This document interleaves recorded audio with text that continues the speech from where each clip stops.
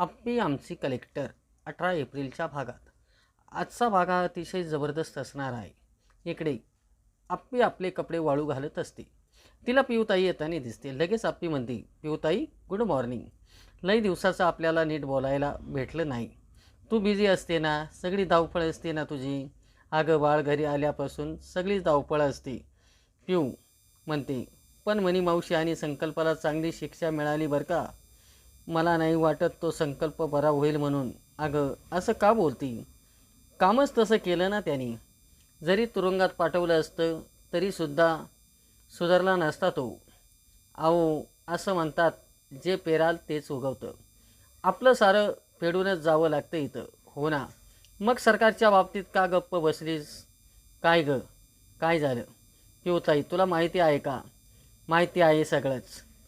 मला असं वाटतं मनीमावशी, संकल्प आणि सरकार यांच्यात काहीच फरक नाही. सरकारने इतकी मोठी चूक केली आणि त्यांनी ती लपून ठेवली. त्यांना त्याचं काहीच वाटत नाही. जी माणसं तुझ्यासाठी उभा राहतात त्यांचाच चांगला विचार तू करती. पिऊताई असं नाही आहे. मी अर्जुनला तुरुंगात टाकलं, बापूला तुरुंगात टाकलं. तू काहीही कर, मी तुझ्यावर विश्वास ठेवणार नाही. पिऊताई असं का वागती? अचानक नाही, मी बघितलंय तुला. माझं ऐकून तरी घे. आता तू माझं ऐक आप्पे. सरकारांनी तुझा वापर करून घेतला. मनी मावशीला त्यांनी घरात आणलं म्हणून तिने तुझं बाळ चोरलं.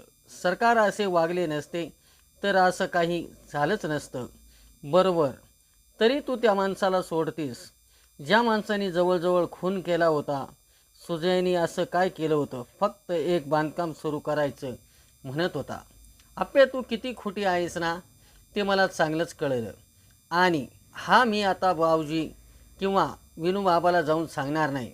आप्पे तुझे तत्त्व वगैरे बोलायला आहे फक्त. तू एक नंबरची स्वार्थी आहे. आप्पे रुक्मिणीकडे येते आणि जोरजोरात रडायला लागते. काय झालं आप्पे? तू आधी शांत हो बघू. आई, पिऊताईला सारं कळलंय. म्हणजे अर्जुनच्या आईबद्दल का? सुजय भाऊजींनी सांगितलं. पण तू का एवढं मनाला लावून घेतलं? पिऊताई आत्ता मला लई बोलली हो. स्वार्थी आई, खोटी आहेस तू. आप्पे तू शांत हो, इथं बस. हे बघ आप्पे, ती म्हणाली म्हणजे आपण स्वार्थी होत नाही. आप्पे तिचं बोलणं सुजयच्या रागातून येत असेल. आई, पण पिऊताई अशी नव्हती हो. जे काही केलं ते सरकारांनी केलं ना. मग तू स्वतःला का त्रास करून घेते? अहो आई, हे जर अर्जुनला कळलं तर आपलं घर तुटेल. बरोबर आहे तुझं. तू आता अमोलकडं लक्ष दे. त्याला तुझी गरज आहे. तुला ऑफिसला जायचं ना. डोळे पुस, आवर तुझं. मी नाश्त्याचं बघते. सर्वजण नाश्ता आणि चहा घेतात. बंट्याचं बरं आहे का? काय नाही, त्याचा कर्माचीच फळं आहे. पिऊ म्हणते. सुजयचा फोन आला होता. त्यांना भुलीचं इंजेक्शन दिलंय आणि मग आता बाकीच्या तपासण्या करायला घेणार आहे. सरकार म्हणतात. गप्प गुमान आपल्या वाटाने गेला असता तर कशाला वेळ आली असती ही. त्या मनी मावशीला कळायला नको का?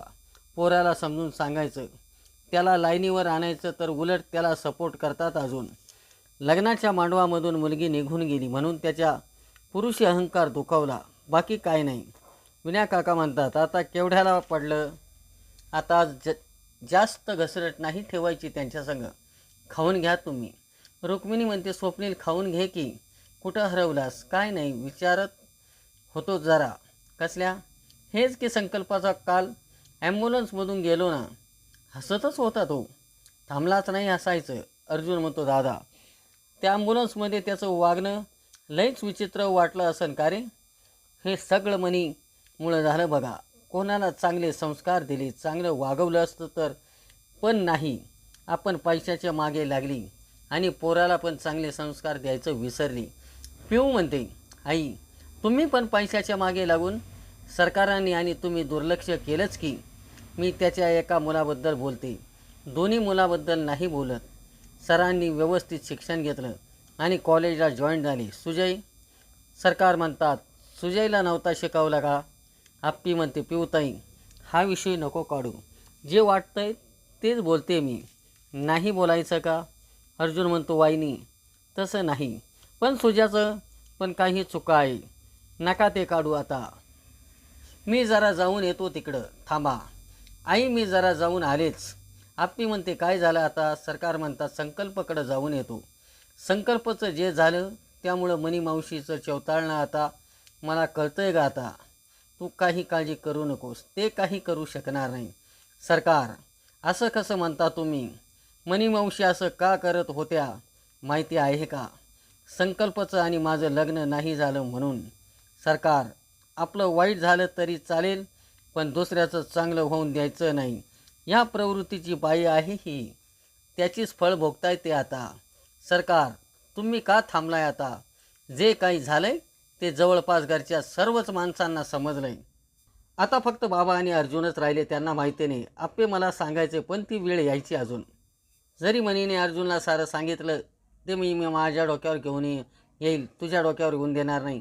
लगेच आप्पी म्हणते, म्हणजे हे तुला आधी माहिती होतं, हे कोणाला सांगायला नको, अर्जुन आणि विण्याला पण. अगं त्यामुळं अर्जुन तुझ्यावर जास्त नाराज होईन बिनकामाचा. तुझं काही नसताना नको तू जास्त विचार करू. जे काही तुमचं चाललं त्यात नको विरजण पडायला. जे काही होईल ते सर्व सरकार सांभाळून घेईल. येतो मी. आप्पी घरात जायला निघते तेवढ्यात अर्जुन घराच्या बाहेर येतो आणि म्हणतो, काय गं? आप्पी म्हणते, संकल्प आणि मनी मावशी त्यांना डबा द्यायचं चाललं होतं. अर्जुन म्हणतो, काय त्यांना द्यायची गरज नाही. जे काही झालं ते त्यांच्या कर्माने झालं आणि आज आपल्याला डेटला जायचं. येतो मी. पोलीस स्टेशनला अर्जुन आल्यानंतर अर्जुन चिंचोकेस म्हणतो, चिंचोके संकल्पाला वेळ लागलाय. चिंचोके म्हणतो, तो एक नंबरचा नाटकी आहे, तो नाटक करत असेल. नाही, नाटक वगैरे काही करत नाही, खरोखर त्याला वेळ लागलाय. सर त्याच्या कर्माची फळं आहे म्हणून मला माहितीच होतं तो एक ना एक दिवस वेळ लागणार म्हणून. छकुली आणि दिप्या पोलीस स्टेशनला येते. त्यांचा आवाज ऐकून अर्जुन लपून बसतो. तरीही दिप्याचं दाजीबा चालूच असते. दाजीबा दिसल्या नाही म्हणून छकुली म्हणते, आपल्याला कशाला बोलवलं असेल पोलीस स्टेशनला? आपलं काही चुकलं तर नसेल ना? दिप्या म्हणतो, तू काही केलं तर नाही ना त्या संकल्पाला? छकुली म्हणते, अजिबात नाही. लगेच अर्जुन येतो आणि म्हणतो, दाजीबा नाही, शहेनशाह. शहेनशाह परत आलाय छकुली. दिप्या म्हणतो, बोला शहेनशाह. शहेनशाह म्हणतो, आज त्याला फॅमिली डेट करायची आहे. लगेच दिप्या म्हणतो, जाके पूछ अपने बारे में. दाजीबा तुम्ही सांगायचं, विषय संपला, विषय कट. हे बघा मी सांगतो ते करायचं. एक ऐका, पण त्यामधील अप्पी दिदीला काही समजलं नाही पाहिजे. चला येऊ का? लागा कामाला. अप्पी ह्या डेटपासून आपलं नवीन आयुष्य सुरू होणार आहे. अप्पी, अर्जुन आणि अमोल. इकडे सरकार दवाखान्यात येतात. सरकार सुजाला म्हणतात, सुजा कसा आहे रे बंट्या? सुजा म्हणतो, तपासणी चालू आहे त्याची. ठीक आहे, बघतो मी. त्याचं काय बघताय? माझं बघा आधी. कधी करताय प्रॉपर्टी नावावर माझ्या? त्याचं काय बघताय? माझं बघा. कधी करताय प्रॉपर्टी नावावर माझ्या? त्याची जशी अवस्था झाली तशी माझीही अवस्था होईल. गप बस. पुन्हा जर विषय काढला तर सरळ घरातून बाहेर हाकलील तुला. डॉक्टर येतात आणि म्हणतात, हे बघा त्याला काय ह्या दवाखान्यात ठेवून जमणार नाही. त्याला मानसिक रुग्ण असलेल्या दवाखान्यात न्यावं लागेल. आम्ही ते पूर्ण प्रयत्न केले तर त्याचा काही उपयोग नाही. मनी मावशी म्हणते, मी माझ्या पोरांशिवाय जगू शकणार नाही. त्याला बरं करावं तेवढं. डॉक्टर म्हणतात, अहो तुम्हीच असं म्हटलं तर कसं होईल? त्याला बरं करण्यासाठी दुसरा उपायच नाही आहे. डॉक्टर साहेब मी काही बी करील, तुम्हाला पाहिजे तेवढे पैसे देईल, पण माझ्या बंट्याला बरं करा. अहो ते शक्य नाही, बाकी तुमचा निर्णय. सरकार म्हणतात, डॉक्टर तुम्ही म्हणता तेच करू आपण. लगेच मनी मावशी म्हणते, नाही नाही नाही, असं नाही करायचं.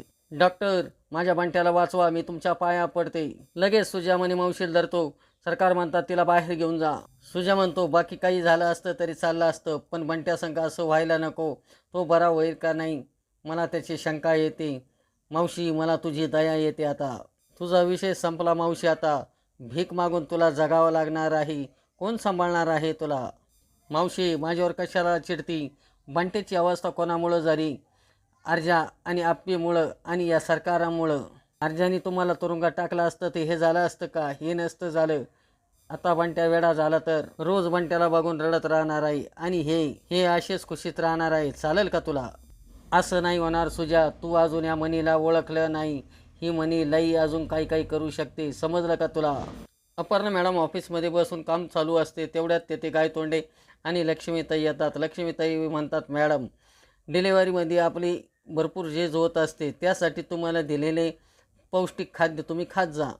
मॅडम तुम्ही एक आई म्हणून, जिल्ह्याच्या कलेक्टर म्हणून खूप चांगल्या जबाबदाऱ्या स्वीकारता. हे सारं करत असताना तुम्ही आपल्या मुलाकडे नीट लक्ष द्या. गायतोंडे माझी कुठलीही धांदर उडत नाही. बायकांना एकावेळेस सर्व कामं करावं लागते. गायतोंडे म्हणतात, मॅडम मी असं ऐकलं आहे की संकल्पाला वेळ लागला आहे म्हणून. लगेच लक्ष्मीताई म्हणतात, मॅडम यालाच म्हणतात पेरल तसं उगवणं. नायतोंडे म्हणतात, बरोबर आहे. खोटं वागलं ना आपण कोणाशी तर त्याची शिक्षा मिळतेच. एक खोटं बोलण्यासाठी 1000 खोटं बोलावं लागतं आणि त्याच्या ओझ्याखाली आपण दबत जातो. कितीही लपवण्याचा प्रयत्न करा, शेवटी सत्य ते सत्यच असतं. आता त्यांनी अमोलला लपविलं, पण शेवटी आलाच ना समोर. लगेच अपर्णा विचार करायला लागते आणि मनातल्या मनात म्हणते, अर्जुनला अमोल आईबद्दल सांगायला पाहिजे. त्यामुळं कधीच खोटं बोलू नये. काय मॅडम? चला आपण जाऊया, मॅडमला काम करू द्या. मॅडम तेवढा ज्यूस घ्या बरं का. मॅडम म्हणतात, हो हो. आजचा भाग कसा वाटला ते लाईक करा, शेअर करा आणि आमच्या चॅनलला सबस्क्राईब करा.